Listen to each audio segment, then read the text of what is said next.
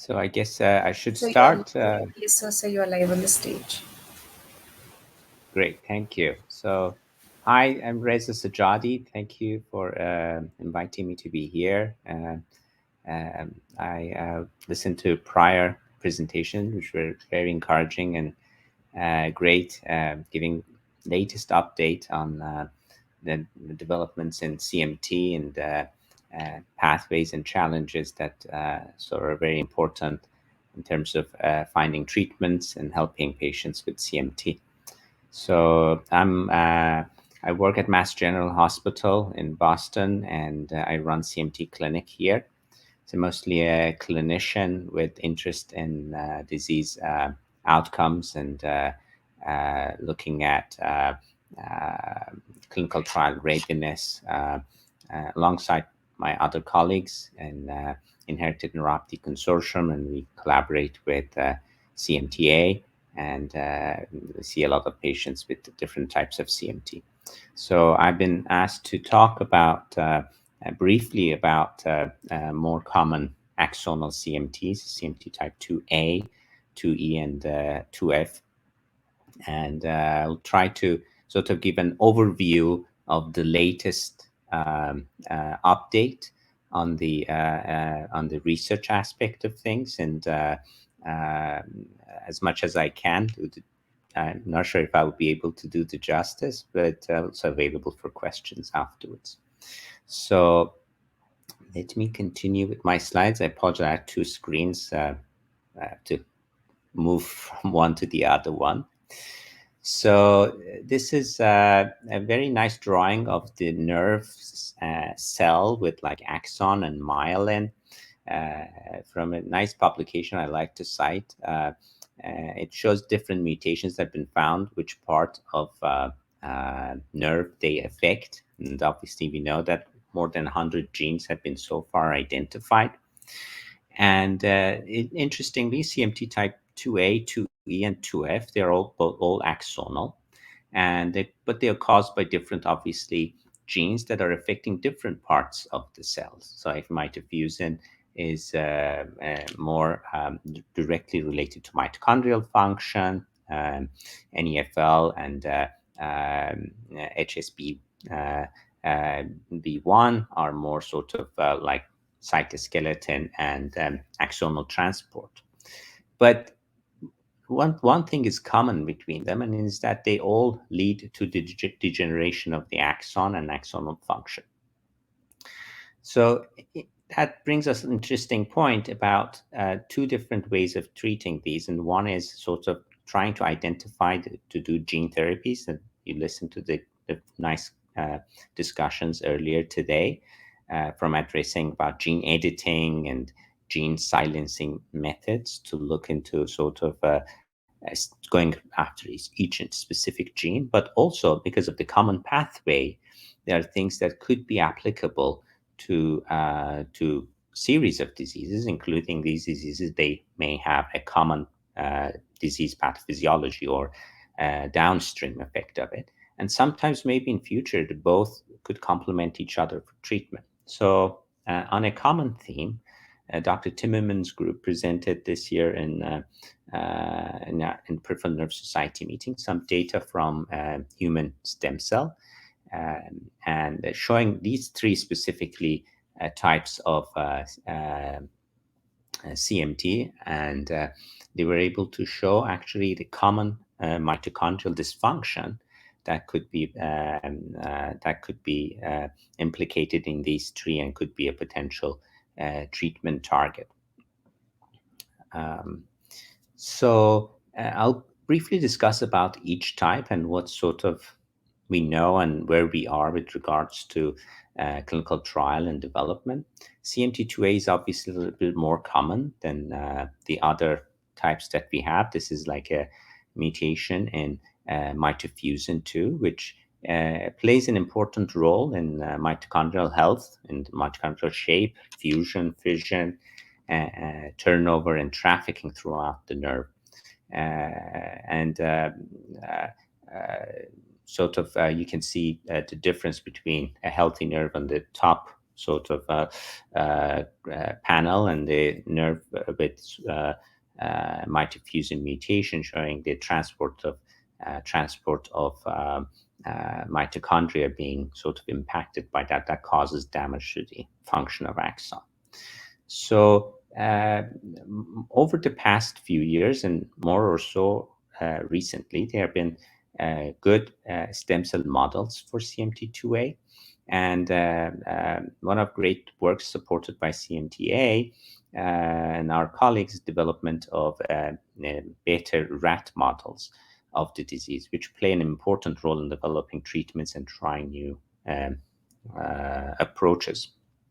So similar to other types of CMT, the current approaches are either inhibition of the axonal degeneration or development of gene therapy. Here, it would be gene replacement therapy or gene editing, as been mentioned earlier. I believe the company has recently started a gene editing protocol that in early animal models. More importantly, towards the end of the when you're getting ready for implementing a clinical trial, is your natural history.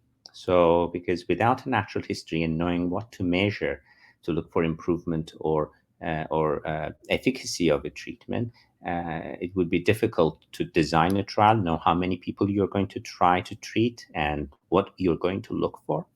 And fortunately, especially with certain types of CMT, Inherited Neuropathy Consortium has worked and more recently published some work on further characterization of CMT2A, and ongoing work that complements this work with regards to respiratory involvement and some other systemic involvement, which will play a very important role to target or find targets for treatment or monitor efficacy of the treatment. The other important developments have been centered around CMT type 2E and type 2F. Interestingly, type 2E is also caused by a dominant mutation in the neurofilament light protein, and which causes axonal degeneration. There are good mouse models of CMT2E through, again, our colleagues from Columbia and UPenn. And they are good stem cell human and mouse stem cell models, which can be used for like rapid drug screening. And specifically with type 2E and type 2F, there is a growing interest in small molecules, including histone deacetylase, HDAC6 inhibitors, and drugs that can slow the degeneration pathway. There's some data that it could be helpful. More recently, again, there have been allele-specific CRISPR, which was mentioned earlier today, have been used to inactivate an EFL in the stem cell of a patient with CMT type 2E, which showed rescue of the pathologic changes in the motor neurons.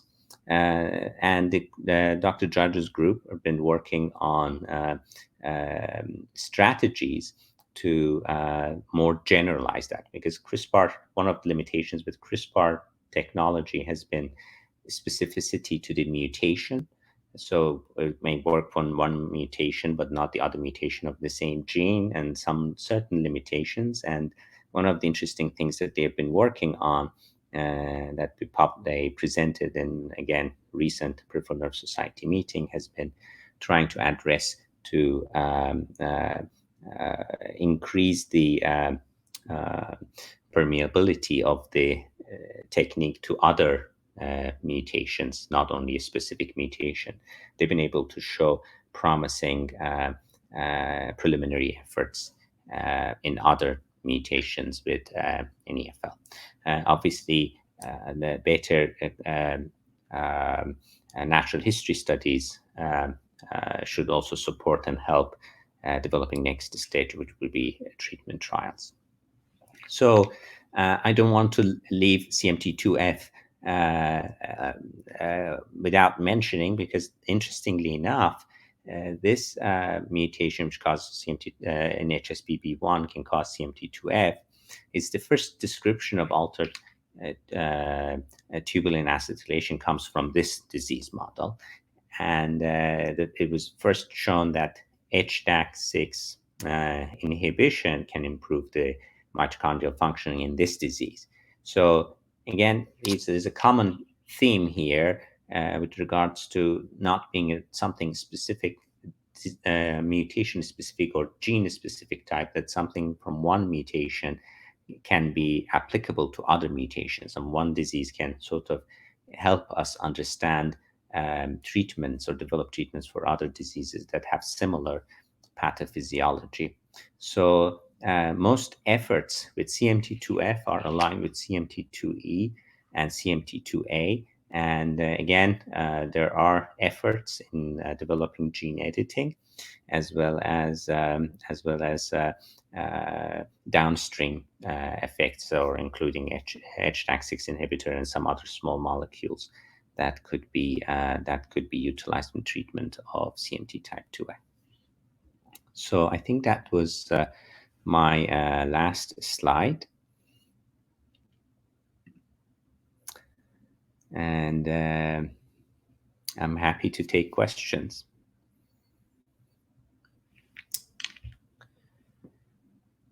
So this is a very good question. Do you know if taking a supplement like N-acetylcysteine that supports mitochondria could be beneficial for CMT2A? Without having sort of in more specific studies to look into this, I think it would be difficult to say. The evidence in mitochondrial diseases specifically is debated, and is not strong.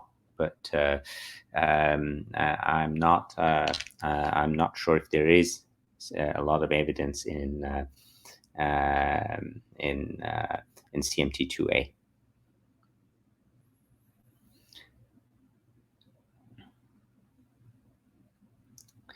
So that's also a very good question. So depends on the trial design. So there's a question is if CMT2A is very advanced, is it too late for clinical trials? And for instance, if somebody is wheelchair bound or is having breathing difficulty, does that mean that they are not going to improve, or they're not suitable for trial? So if the design of the trial is such that it would address or shows improvement in or lack of progression in milder disease sort of range, that wouldn't be suitable for somebody who has more advanced disease. But there could be treatments that could be more appropriate even for people who have more advanced or more progressive disease. So that depends on the specific type and the specific treatment that is developed. Some treatments are aimed at slowing the disease progression. Some are aimed at treating the disease. And also, the other consideration are the functional changes that could be very important regardless of the disease severity. For instance, if somebody is depending on wheelchair in terms of ambulation, but is still has good upper extremity function, can do a lot of things, and slowing disease progression in the upper extremity could be helpful. For instance, feeding is very important function, self-feeding, that could be affected by weakness in the arm flexion and arm extension. And if you can slow the disease progression, it is possible that you can retain that function longer. So for trial purposes, sometimes depending on what signal they see, they predict that this could be more suitable for people who have milder phenotype. But that's not always the case.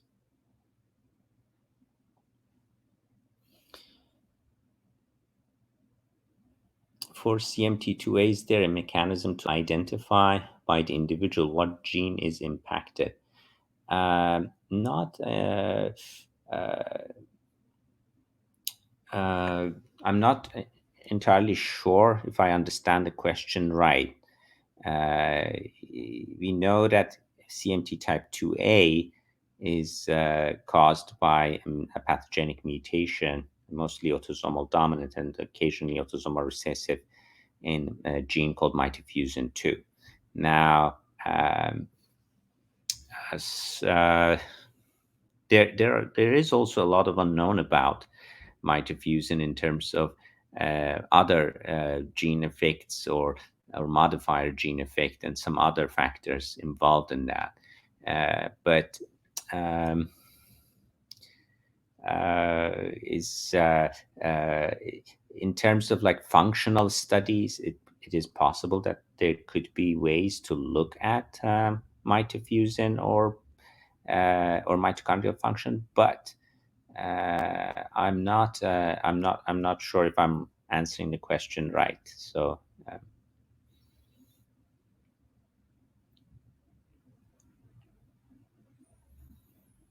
what's the difference between 2B versus 2A from genetic testing? Thank you for your help. So these are different mutations in different diseases. So in terms of like what's causing the different types of CMT, obviously there are different genes and mutations. But each mutation would also have different manifestations of the disease. It's not necessarily same, but there is also a lot of overlap. So without genetic testing, sometimes there are some features in the exam that you can say the difference between two different diseases specifically, but most of the time it's the genetic testing that helps you diagnose them.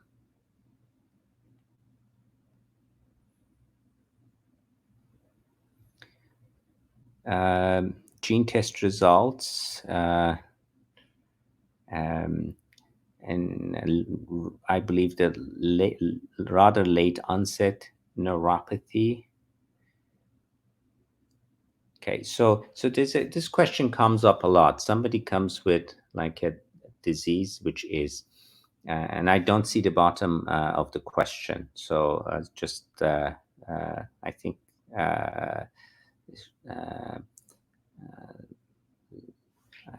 Can I scroll down? Oh yes, I can scroll down. Sorry. Yeah. So if somebody is a late onset CMT, some types of CMT like axonal CMTs can be late onset. People may develop symptoms in their 40s, in their 50s. They may have very mild sort of phenotype or disease. It is possible that they may have even negative genetic testing. That doesn't rule out necessarily the possibility that they have CMT. But if the genetic testing comes back positive for a type of CMT that we know of, the question is, what mutation is it? Different mutations may have different penetrance, meaning that this other people who have inherited the gene, they may have or may not have as severe symptoms, or they may even have different range of symptoms. So, it depends on the specific a specific gene and specific mutation that has been found to cause CMT. So that's a question that cannot be generalized. But if there's a mutation that is autosomal dominant, obviously children would have 50% chance of having or carrying the mutation. But whether the clinical course will be similar or they will have symptoms at all, that's a discussion that depends on the type and place of the mutation.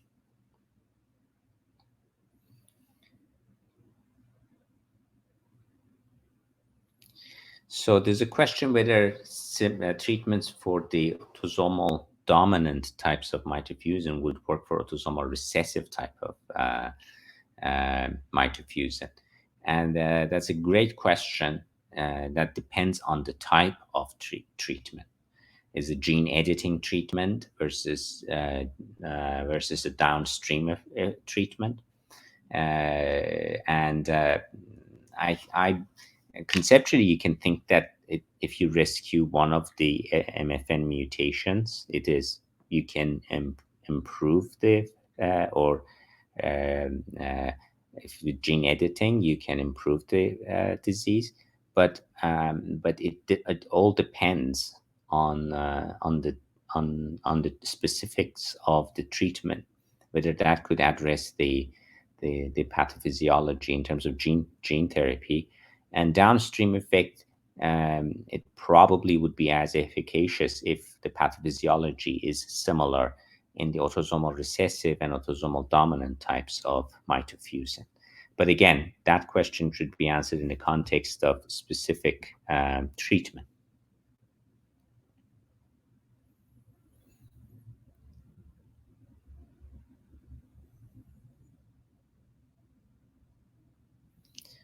So that's also a very good question.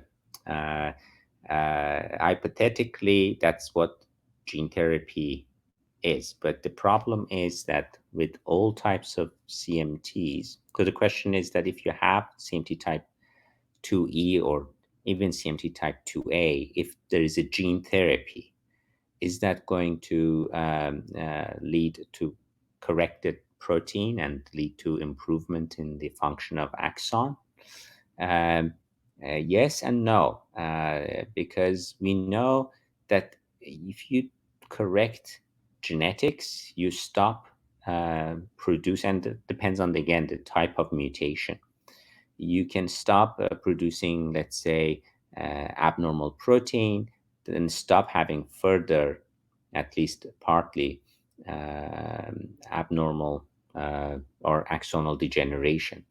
But we also know that some axons have been already affected, and those and are gone. So whether gene therapy could return them, that's something that I don't think we can answer at this point. But probably there should be different studies to look at that.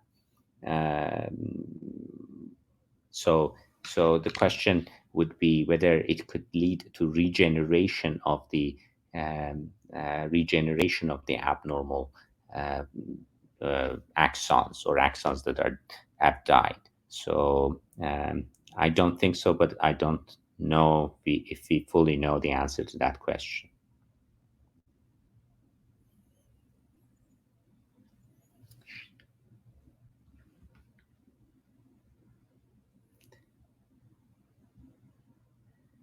All right. So the question is if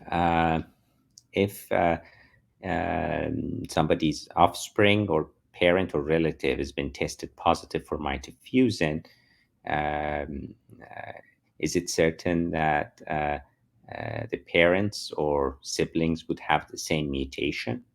It's a little bit tricky. Um, most mutations are inherited, so it is likely that it is genetic. It's hereditary and it's genetic, but that's not always the case. Sometimes people would have de novo mutations, meaning that that happens in sort of at earlier stage in the womb. So none of the parents or siblings would carry the same mutation. So that depends on the symptoms. If the sibling has symptoms, or the sibling or parents have symptoms, or they want to consider having um, uh, other children, for instance, and they want to have a discussion with regards to family planning, so they could have a discussion with the genetic counselor or the neurologist for doing further testing in the family members. Yeah.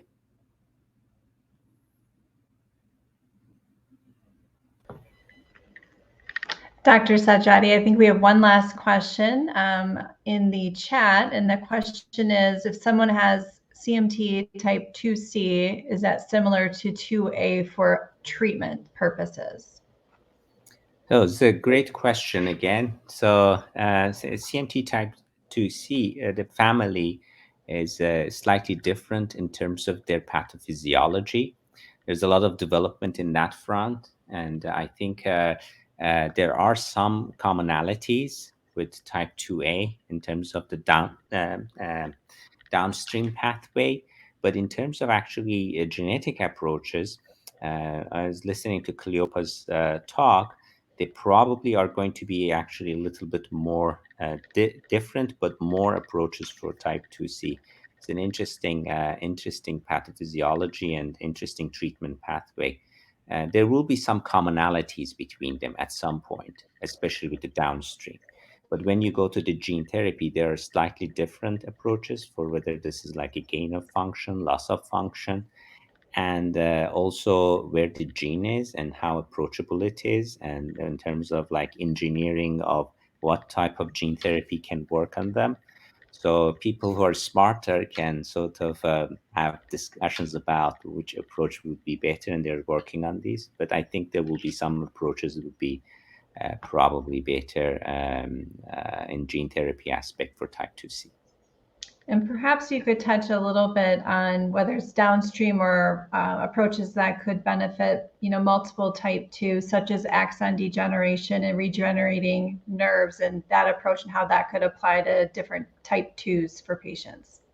Yeah, exactly. So we briefly talked about like type 2F, for instance, as the first disease that actually gave us insight and educated us about the histone acetylation, for instance, that later on was applied to other diseases like type 2E and type 2A.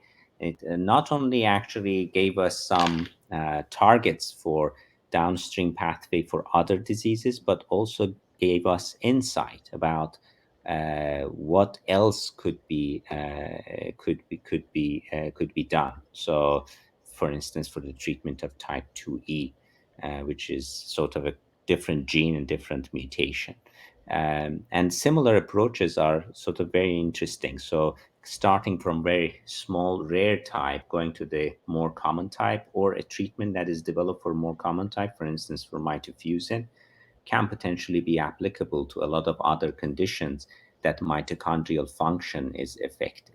So Dr. Timmerman's group's work in finding a specific, for instance, pathophysiology that's affecting mitochondrial function, specifically in type 2E and type 2F, for instance, could be an interesting model to see a treatment that is working for type 2A is going to work for them, or even type 2C. Thank you. It looks like we've answered all of the questions that have come in today during this session. Dr. Sajati, I'd like to thank you on behalf of the CMTA and the community for joining us this afternoon and sharing insights on type 2A, 2E, 2F, and other type 2s as the questions have come up. And I want to thank all of our attendees today for joining us. This concludes our 2022 Patient Education and Research Summit. And so you are all aware, we will be posting in the next couple weeks to YouTube all of the videos from each session with the transcript. So look for an email from the CMTA letting you know when those are live. And of course, if you have any questions, please do not hesitate to reach out to the organization. And also, we have wonderful information on our website about many of the topics that were covered today. So we'd encourage you to go to cmtausa.org as well. So thank you again, and this will wrap up the sessions for today. Thank you.